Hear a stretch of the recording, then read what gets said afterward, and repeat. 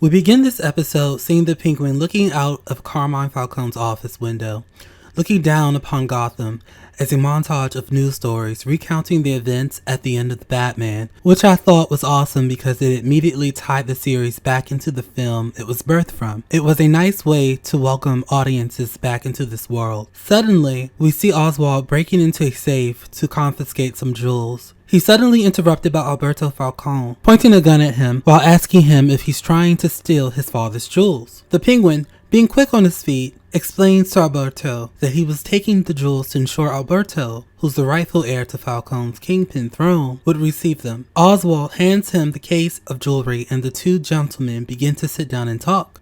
Alberto gleefully explains to Oswald how he plans to do things differently from his father. He then asks the Penguin, "Do you think I could be better than my dad?" Oswald evades answering the question by telling Alberto a story about an old gangster he idolized as a kid and explained how he hoped to one day be respected and honored like that old gangster. Alberto laughs and begins to ridicule Oswald by calling him sad and pathetic. Oswald, not taking this kindly, pulls out his pistol and eliminates Alberto. He laughs in delight at what he just did, but the smile quickly fades away when he realizes he now has to get rid of the body. He wraps the body and throws it down a flight of stairs as he makes his way outside dragging his corpse. Wrapped in a plastic garbage bag, he stumbles upon a group of teenagers trying to steal the rims off his car. The Penguin yells and tells the teens to get away from the car and begin to shoot at them. The teenage criminals flee from the car, but Oswald manages to capture one. The teenager begins to plead for Oz not to kill him through his stutter. He appears to take pity on him and removes the teen's ID from his wallet, and we see the teen's name is Victor Aguilar. Oswald instructs Victor to help him place Alberto's corpse in the trunk of his Maserati. Afterwards, he makes Victor drive him to a location that looks like a junkyard to place the body in the trunk of a less luxurious decoy car. He pulls a ring off Alberto's lifeless fingers and pockets it. He tells Victor, "Wait, that's a beautiful sunrise. You should take a look at it." As he grips a crowbar, Victor, catching on quickly, begins to plead with Oswald again not to take his life. He expresses to Oz that he has ambition and can be useful to him. The Penguin spares him again and explains to Victor, "If you step out of line just once, I swear to God, I'll gut you like a fucking fish. You understand?" Victor confirms his comprehension. He and Penguin get into the decoy car and begin to drive away. Next, we see them pull up to a home that looks like it's located in the outskirts or the suburbs of Gotham City. We learn this is his mother's home. He greets her and tells her they need to get out of town. She asks why and proceeds to ask him, "What did you do?" The Penguin, with his head down like a little boy that's nervous about getting into trouble, confesses to his mother he killed Alberto Falcone.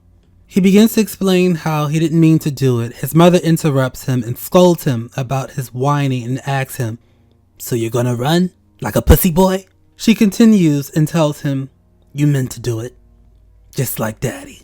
She convinces him to not run, and this is the moment to rise up and own the streets. Oswald's mother is so gangster in this universe, and weirdly I'm here for it. Oswald is called in for a meeting with Johnny Vitti and Luca Falcone. Obviously, they're going to question him about the whereabouts of now deceased Alberto Falcone. He enters the room and Johnny Vitti and Luca Falcone proceed to discuss how business will operate now that Luca is officially the boss. Oswald begins to explain new ways to expand his operation, but Johnny Vitti cuts him off and tells him he will conduct his portion of the business the way they discussed. Oswald interrupts Johnny and says, "Look, I'm aware you don't like me. That's alright, I'm an acquired taste, but I make you money." He continues to express his new ideas to grow his business, and suddenly we see a blurred figure dressed in white appear behind him. Luca Falcone and Johnny Vitti are silent. The Penguin, confused by the frozen expressions on their faces, looks back and stands up and nervously says, "Sophia, it's good to see you. I haven't seen you since you were sent to, Sophia finishes his sentence and says, "Arkham? Yes, I've been rehabilitated." She looks at her uncle Luca and Johnny Vitti and asks, "Did you ask him about my brother?" She looks at Penguin and asks, "Have you heard from Alberto?" He went out last night, refused his bodyguards, and never returned home. Oswald tells her he hasn't seen him and begins to leave the room and tells her she looks good. He leaves the Falcone mansion and begins to walk towards his car. Sophia appears behind him with her bodyguards and suggests they catch up over dinner. Oswald asks her, right now? She quickly confirms, right now. She notices a bullet hole on the trunk of his car. He explains some kids were trying to steal the rims off his car and he shot at them indiscriminately. It's clear that Sophia is taking note of everything and she suspects Oz killed her brother.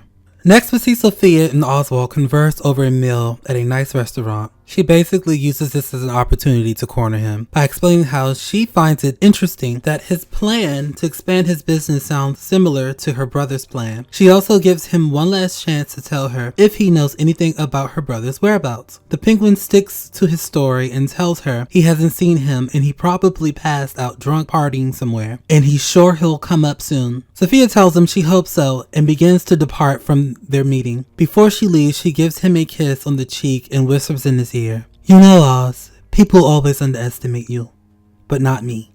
I've always known you were capable of more."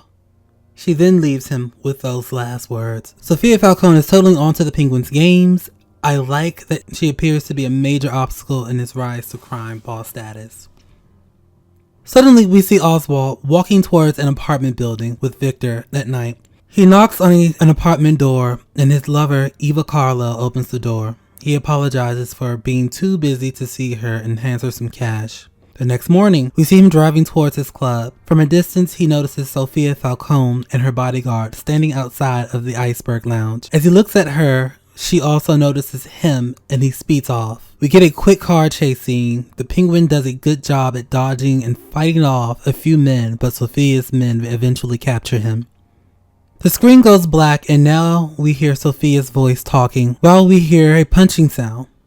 Oswald is awakened by Sophia's bodyguard Castillo repeatedly punching him in the face while he's naked and tied down to a chair. She goes on a rant and basically explains how she's put everything together and is convinced our guy Oswald murdered her brother. She even kidnapped one of the teens he shot at that night and disposed of him once Penguin pleaded with her and convinced her the teenage male was lying. While Castillo is torturing Oswald, she continues to rant and says, "Am I crazy?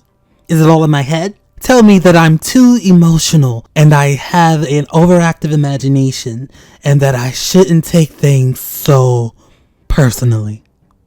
She leans in closely and says, "But first, tell me he's alive." This actress was so intense in this scene that she made me uncomfortable just watching this. Suddenly, the sound of a speeding car crashing into something diverts Sophia's attention away from Oswald. She makes her way towards the crashed vehicle on the front lawn of the Falcone mansion. She opens the trunk and cries in horror as she stares at her brother's corpse with a missing finger. The Penguin laughs to himself hysterically because he successfully pinned the murder of Alberto on the Maronis. Lastly, we see Oswald and Victor having a slushie. Oswald compliments Victor on successfully completing his role in helping him frame Alberto's murder on the Maronis. I think our guy Penguin is getting attached to Victor. The episode fades to black. This was a great premiere episode and I must admit that I'm totally in love with Sophia Falcone. I love characters that shake up the status quo and she appears to be a woman that knows how to play in the crime world dominated by men. I loved how we as an audience were pulled back into the world by having the Gotham news channels recount the events at the end of the Batman movie. I'm genuinely intrigued and want to see how the Penguin will scheme his way to the top. I'm rating this episode a solid A. If you like this review, please like, comment, share, and subscribe.